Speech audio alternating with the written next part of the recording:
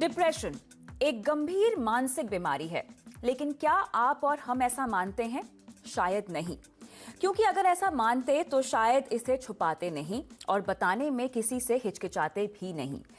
आज हमने देखा कि सुशांत सिंह राजपूत को आखिरी बार अलविदा कहा गया उनके परिजनों के जरिए। लेकिन इससे पहले अगर हम डिप्रेशन की ही बात करें तो बहुत दिनों पहले जब दीपिका पादुकोण ने अपने डिप्रेशन के बारे में लोगों को बताया तो लोग शॉक हो गए थे।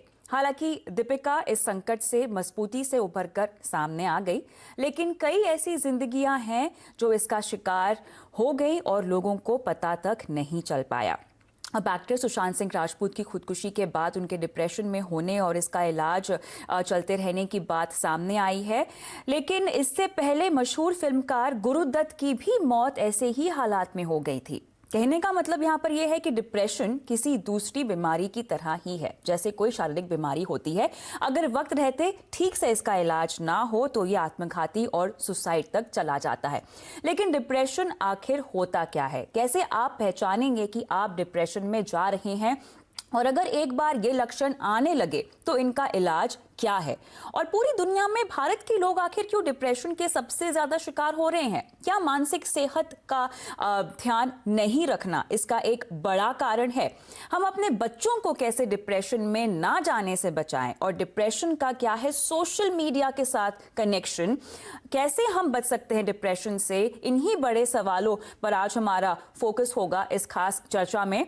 मैं हूं आपके साथ कविता थपलियाल और मेरे साथ इस खास चर्चा में खास मेहमान भी मौजूद हैं। Life coach doctor Piyush Bhatia, psychologist doctor Jayanti Datta और मेडिटेशन गुरु आचार्य विवेक पंचतत्वा। आप तीनों का स्वागत है इस खास पेशकश में।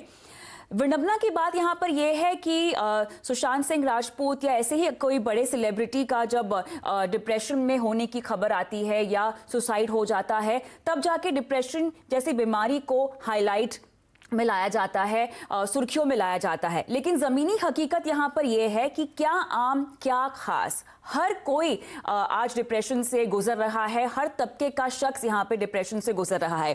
डॉक्टर दत्ता, पहला सवाल मैं आपसे ही पूछना चाहती हूँ, क्योंकि डिप्रेशन हम कहते तो है हर आम बीमारी की तरह है, लेकिन इसके सिम्टम्स को समझना बहुत मुश्किल है क्योंकि ये काफी लेयर्ड है। कई बार जो इंसान डिप्रेशन से गुजर रहा है ना ही उसको समझ में आता है कि वो इसका शिकार है और ना ही दूसरों को जो उनके प्रियजन है। लेयर्ड बीमारी है ये, इसकी सिम्टम्स क्या है? हमें कैसे ये समझ में आए कि हम डिप्रेशन की ओर बढ़ रहे हैं या हम इससे गुजर रहे हैं?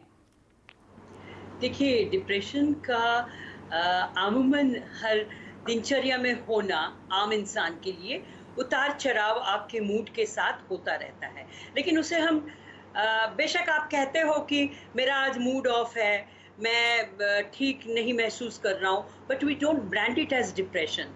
अवसाद की अवस्था ऐसी है, अगर आपके खान पान में उतार चढ़ाव होने लगा है, आपकी नींद में खलल आ रही है और आपका मूड यानी कि आपको चिड़चिड़ापन रहने लगा है, और इस तरह की हालात आप कम से कम 15 दिन तक महसूस करते हैं और इससे उभरने की कोशिश करने के बावजूद आप नहीं उभर पाते हैं। और आपके इर्द गिर्द जो रहते हैं, जो आपके चाहने वाले हैं, उनको दिख जाता है आपकी नींद में खलल है, आपके खान पान में फ़र्क है, आप ध्यान नहीं लगा पाते हो।